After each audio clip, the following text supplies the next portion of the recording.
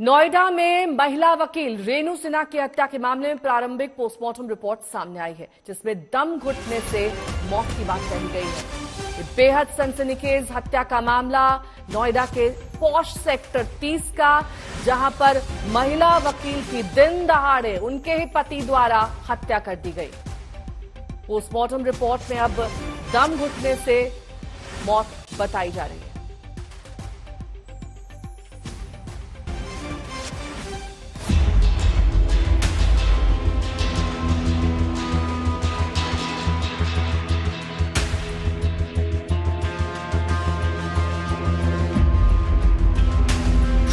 नोएडा के पॉश इलाके में हाईकोर्ट की वकील का कत्ल। कोठी से बरामद हुई खून से सनी लाश।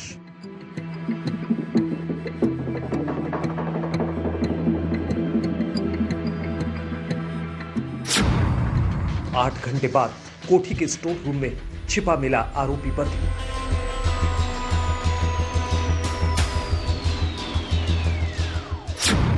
आलीशान कोठी में कत्ल के पीछे निकली चौंकाने वाली कहानी।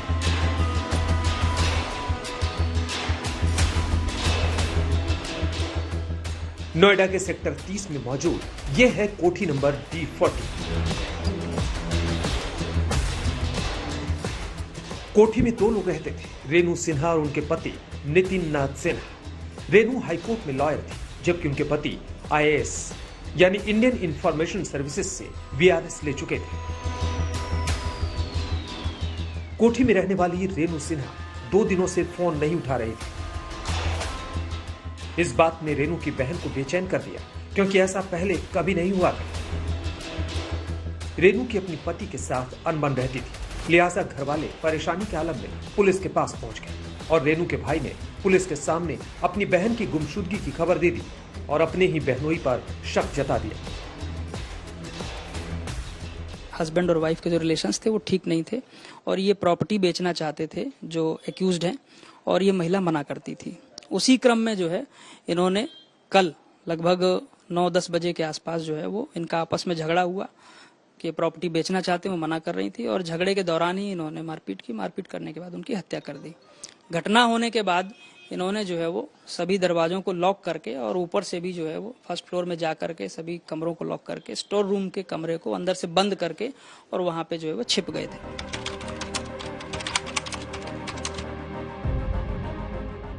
शाम करीब 7 बजे पहली बार पुलिस मौके पर पहुंची तो कोठी पर ताला लगा हुआ था। परिवार वाले ताला तोड़ने को कह रहे थे और पुलिस टालमटोल कर रही थी, लेकिन पुलिस ताला तोड़ने पर राजी हुई। कोठी में दाखिल होने पर पुलिस को रेणु की लाश बाथरूम में पड़ी हुई मिली। 61 साल की रेणु के सिर और कान से खून बह रहा था, जबकि जिस्म के दूसरे हिस्सों में भी चोट के निशान थे। पुलिस ने कोठी की तलाशी ली तो कोई लूटपाट जैसी बात नहीं थी, लेकिन हैरानी भरे तरीके से रेणु का पति नितिन फरार था। नितिन के मोबाइल फोन की लोकेशन उसी कोठी के आसपास ही दिखाई पड़ रही थी। कहानी में ट्विस्ट तब आया जब रेणु का पति नितिन कोठी में ही छिपा मिला।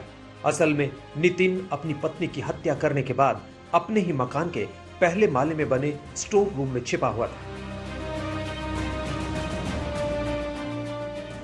यानी जो शख्स पिछले 20 घंटों से लाश मिलने की जगह से महज 2 मीटर के फासले पर छुपा था, पुलिस को उस तक पहुंचने में कत्ल का खुलासा होने के बाद भी 8 घंटे का वक्त लग गया। अगर CCTV फुटेज की जांच, कोठी की सही तरीके से तलाशी और यही सारे काम दोपहर को कर लेती तो तफ्तीश आगे बढ़ जाती। संदिग्ध कातिल पहले ही पकड़ा जा चुका होता है। पुलिस को प्राप्त हुआ सूचना तो पुलिस ने जो है वो ग्राउंड फ्लोर का पूरा सर्च किया। एग्जामिनेशन कलेक्शन और एविडेंस कलेक्शन के बाद, लोगों से बातचीत के बाद फर्स्ट फ्लोर का जब सेकंड सर्च किया रात में, तो उसी सर्च के दौरान जो है ये वहां से मिले। पूछताछ में निकल के आया, प्लान था कि ये अपने लीगल कंसल्टेंट से बात करते और बात करने के बाद इनके पास से जो पासपोर्ट बरामद हुआ उससे जो है ये बाहर भागते। पुलिस सूत्रों ने कत्ल की शुरुआती वजह पति पत्नी के बीच की लड़ाई को बताया है। पुलिस का कहना है कि मौत के तरीके की वजह पोस्टमार्टम रिपोर्ट आने पर ही साफ हो सकेगी, लेकिन शुरुआती छानबीन के मुताबिक 2 दिन पहले रेणु और उसके पति नितिन के बीच प्रॉपर्टी को लेकर विवाद हुआ था। भूपेंद्र चौहान के साथ अरविंद ओझा, नोएडा आज तक।